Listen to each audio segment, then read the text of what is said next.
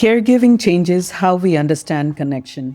Sometimes it's not the big moments that stay with us, it's the quiet acts of care, patience, and presence that teach a family what love and resilience really mean.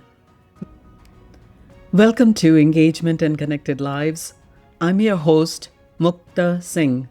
Today, I'm speaking with Supriya Raina about caregiving across two generations, family support, emotional strength, and the small moments of connection that carry families through difficult seasons. When you look back, what do you remember most about the two different caregiving experiences? See, when calamities strike, you're not prepared for it. You go ahead with the time, with the flow. I would first speak about my father in law, who was actually quite hale and hearty till the year 1996, till the time he retired. And slowly, once he stopped working, and then naturally, what happens, I believe, for a man, that becomes the slowing down of his system. He got a neurological issue, and we wouldn't initially understand what was happening, but he would lose balance quite often. Because of that problem, he would have serious falls, hit his head somewhere, hit his knee somewhere. But we had to take care, but it started affecting us in the sense that we started looking for a support system, how to support him so that he does not hurt himself. Because initially, it becomes very difficult for family also to understand and to realize that a man who was so healthy, hale and hearty, all of a sudden goes down and becomes slow. So it was difficult for us, all of us. No, I wouldn't say me alone, but to the entire family, it started affecting us quite negatively, actually.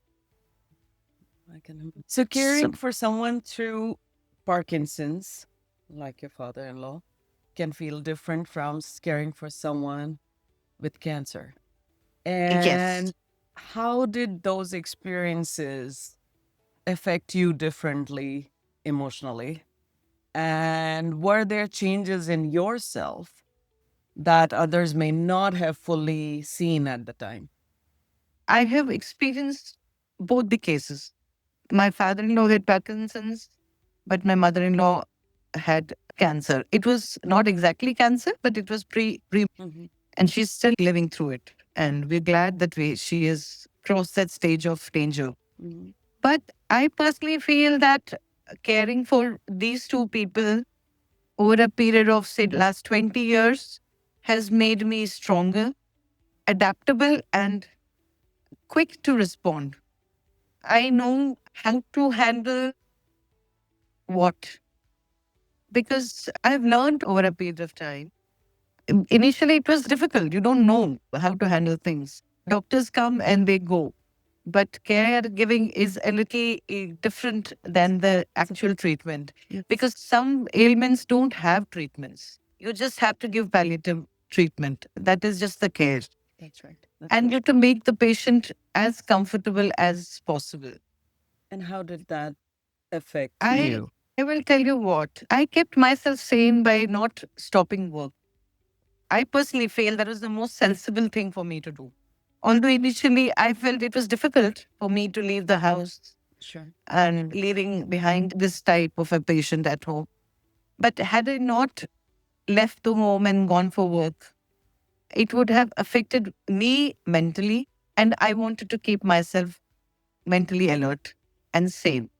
During those periods, what helped you stay emotionally engaged and socially engaged? And what kind of support or engagement made the biggest difference, if there are few things that come to mind? See, yes, first support comes from the family. It's very important to, I had children who were very small at that time. Small in the sense they weren't that small, but my elder daughter was in, say, sixth, seventh standard, and the younger one was much, much younger. But they saw me giving care to their grandfather, and they won't hesitate doing few things that would be taboo, maybe for some children, or They would feel dirty about it. Like caregiving for a patient who is completely in vegetative state becomes a little difficult when you have to change a diaper for that patient. And a child of, say, 10 or 12-year old wouldn't know how to do it. But my children saw me do it. And they felt if mom can do it, so can we. How beautiful. Yes. And many a times, children have done it for their grandfather. So that made a And big difference for you. that kind of support from my children and of course my mother-in-law was there. And then we had caregivers Of course. who would support me because when I would leave the house, we needed somebody to actually be with my father-in-law 24/7. And so we had caregivers Of course. coming home in two different shifts. So you cannot do without that kind of support. You need that support. And how did you keep emotionally sane in this journey? Yes. I think I tried to keep myself positive. I did even travel. Reading was also always on the cards, like whenever I would get time. And my work, definitely, yes. It gave me emotional support. And my friends, I have a beautiful set of friends who would always be there whenever and wherever I would need them. If I'm not there, my friends are there. My people, my family was always supportive. What was the hardest emotional transition that people often do not talk about? I'll tell you what happened to me personally is initial phase, I was barely in my late 30s. Yeah. And caring for a male patient, giving care because I wasn't used to it. This was something new for me. And when it came to changing diapers, when it came to putting catheters for a male patient, when it came to giving him a bath, cleaning him, initial phase, I would do it personally. And it did take me a while to really get used to it. Of course. So you tend to get used to things around you and you adjust accordingly. It's certainly easier said than done. So, after everything you have experienced, how have these experiences changed you, the way you think, and the way you stay connected today? I think I have become a little more practical. I know things don't come so easy. Whatever happens, you have to face it. And I try to keep myself sane and keep telling myself things will be better. I try to keep myself positive as much as possible. And I think there is no other way. You have to be mentally alert and positive. Otherwise, things can become difficult for you. For the caregiver, it becomes more difficult.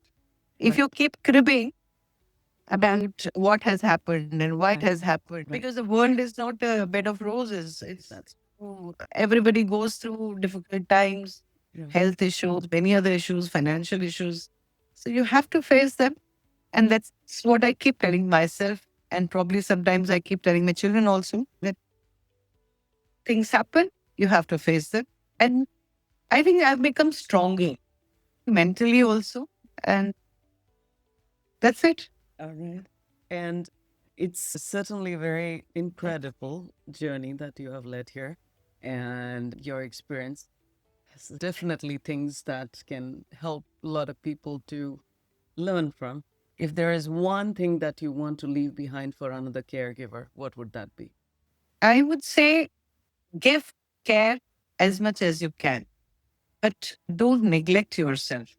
You care for the person you love, but you are also your own responsibility.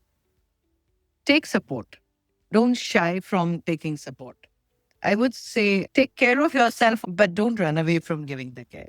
This has been really incredible to hear your journey and seeing it closely. Thank you for sharing this with all of us. Thank you so much. Sometimes the smallest moments of connection and participation quietly help people feel seen, supported, and connected again. Thank you for joining us on Engagement and Connected Lives. Until next time, live vibrant and stay connected.